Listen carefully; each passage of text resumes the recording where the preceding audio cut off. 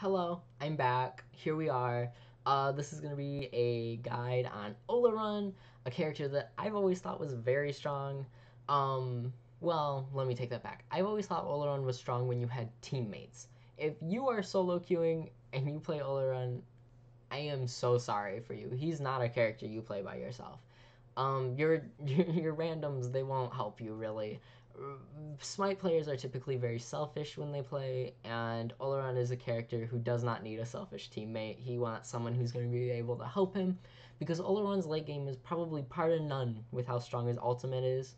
And in the next patch, Grim Omens, the one that sounds like Baba Yaga is gonna come in it, but she's not, so that's awkward. He's getting mega buffed, so you're probably gonna see him quite a bit, right? And since he's getting buffed, a quick little tip right now on how to fight Olorun: kill him early. Do not let this man get to late game. If you let Olorun get to late game, you deserve to lose. Think of him like Freya or like Kali, right? You want to be aggressive against them, right? You see Olorun picked early in ranked, right? You pick yourself an early game hunter, right? Someone that's going to be able to fight him in the early game. You're going to pick yourself a Hoyi. You're going to pick yourself a Heimdallr, right? Those are characters that are going to be able to pressure him early. Anhur's really great at pressuring him early, right? Plus, Anhur will always have his ult up whenever Olorun ults, and when Anhur CC immune, Olorun ult does literally nothing to him, and he can CC immune not the whole ult, but a good chunk of it, right? I think Anhur's probably your best bet to fight against him, right? Anyways, enough of that, right? Let's get into the God Builder, right? Ooh, one more tip that I literally just thought of, right? Build anti-heal against him, right? And you're probably like, what? Well, fun fact, the 3 heals just as much as Hell does. It's just that Hell has her passive that boosts it. Weird, right? You wouldn't think that, but I promise you, it's quite a bit, and he does heal quite a bit, and a lot of people forget that he's a healer, but no, he is a healer. I just wouldn't. Where am I? Why did I do that? I'm stupid. Okay, anyways, let's get into this. So like I talked about on Freya, right, in the last video, Hunter's Blessing is just way too strong not to. You could get Mage's Blessing on him because he's much more of a mage than a hunter, but the ability to box better with Hunter's Blessing. Plus, once you have your passive online, I know in the early game you won't have that even remotely, right? But once you do, this procs on it. This procs on it. Hunter's Blessing does, right? And a tiny trinket, you're gonna be going to Bancroft's. I don't see any other item tree you could be going into. He wants magical power. That's something that a lot of people might not realize, is he doesn't want a lot of attack speed. He'll take some items, some attack speed items. He doesn't mind them at all. But he wants power, right? And then you're gonna get health and mana pots, right? You could get multi pots either if you prefer.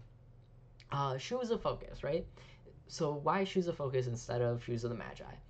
Shoes of Focus gives you that 10% cooldown reduction for your ultimate. That's it. It's so good on him. The ability to have that all up, even if it's like what? It's probably like what, 14 seconds sooner, right? Because it's 140 at the first rank, right? Here, let's check. What is it? 140 at the first rank. So the ability to have that up 14 seconds sooner could really just mean the difference between life or death when you're all around in the early game, right? Then you're gonna Bancrofts. These two items together, these max out and start proccing your crits. Perfect, beautiful. Even though it's only gonna be 15%, but once Bancrofts gets low, it goes down to 25%. So, and then Demonic Grip or Telkines, you can go into either one, right? If they don't have many tanks, I recommend Telkines. They have quite a few tanks on their team. I'm talking about like 2 or more. Get Demonic Grip. Um, if you're going to be playing him in mid lane, I've played him mid. I don't think he's that bad in the mid lane. He does lose pressure in the early because he is a late game character. Telkines is very good. It lets you pretty much outbox any mid laner. No mid laner is going to be able to box you once you get this item online, right? Demonic Grip, same thing. It's your core hunter, mage, magical penetration item. It's Executioner for mages, just cheaper, you know. Is it cheaper by like what? Or is it the same price? I don't know. They've changed Executioner so many times. Alright, and then these items, honestly, all optional. These 4 right here, I'm telling you, these are the core items. You're not going to want to change these, right? These ones, these can change, right? Hasten Ring, I don't think Hasten Ring's all that on him because, like I said, he is a mage, right? So his abilities do quite a bit of damage. His one does quite a bit of damage, and they're buffing it next patch. So, um, the two also does quite a bit of damage, and it's very nice on him.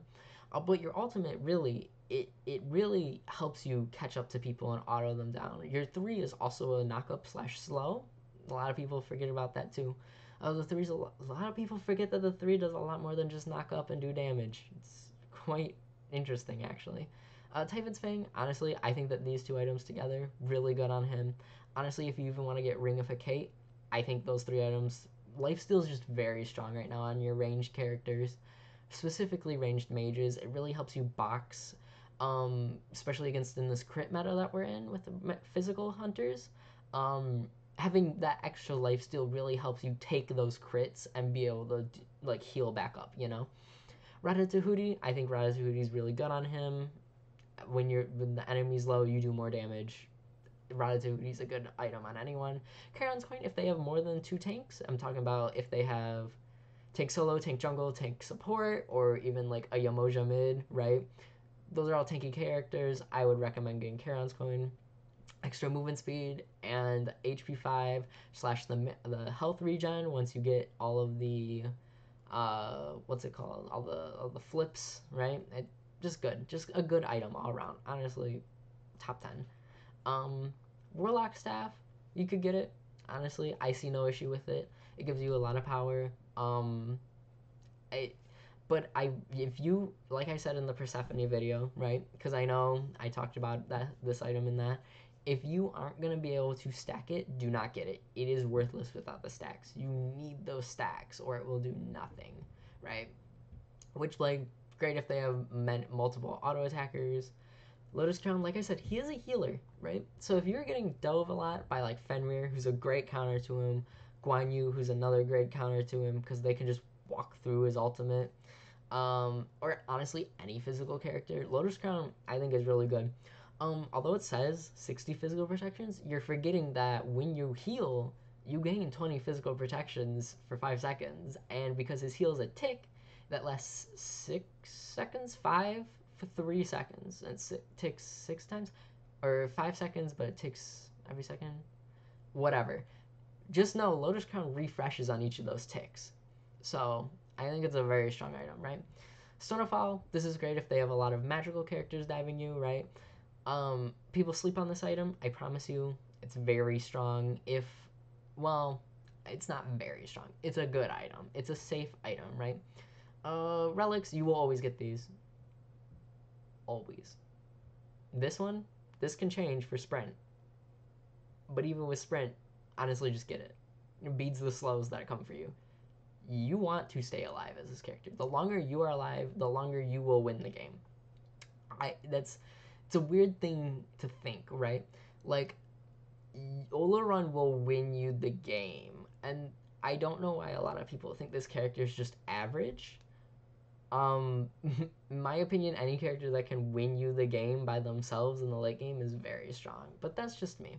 So we're gonna go to abilities, right? So at level 1, I always get Overflowing Divinity. I it you can't they the support can't body block it at level 1, right?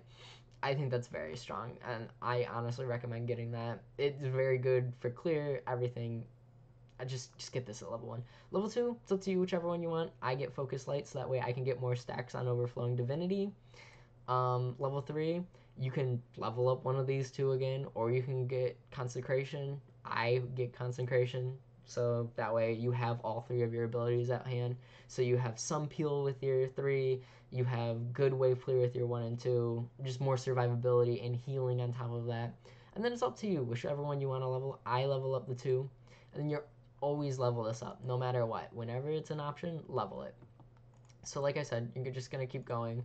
And then it's up to you, whichever one you want. But honestly, who's going to level the 3, right? The 3 can wait. The 3 is good for getting them off of you in the early, right? That's what it's really for. Getting people off of you. Like I said earlier, he's a really good healer. But the 3 is really for getting them off of you in the early, right? So he's a great healer late game. He's not like your early game hell, right? Who's probably one of the oof. Okay, anyways, overflowing divinity, then sanctified fields, max the one, get the point in the alt, max the one, three, one. Why did you say three? One. Jesus, it's max the three, finish up with the alt, right? Um, I'm trying to think. I'm sure if you're looking at this video, you understand what Olorun is like, so you probably know this, but just so we're all clear, everything on Olorun that's inside the Olorun alt is changed. I'm talking HP regen from HP 5. It is changed in that. Mana regen is changed. Auto attacks, abilities. Like the coolest thing for me when this character first came out was seeing a Neath arrow go slow motion through, or like a Neath spirit arrow go slow motion through the alt. I thought that was the coolest thing. I think this is by far the coolest character, one of the coolest characters that they've ever added to this game. Um, I think that's it. I really can't think of anything else. If you have any questions, feel free to ask below in the comments. Make sure to like and subscribe for more content. If you have a character you want me to do, I'll gladly do it. I'm stuck here for the next 3 weeks because of the coronavirus, so just hit me up. I don't go for it, man. Yeah, I think that's it. So I'll see you guys next time. Bye.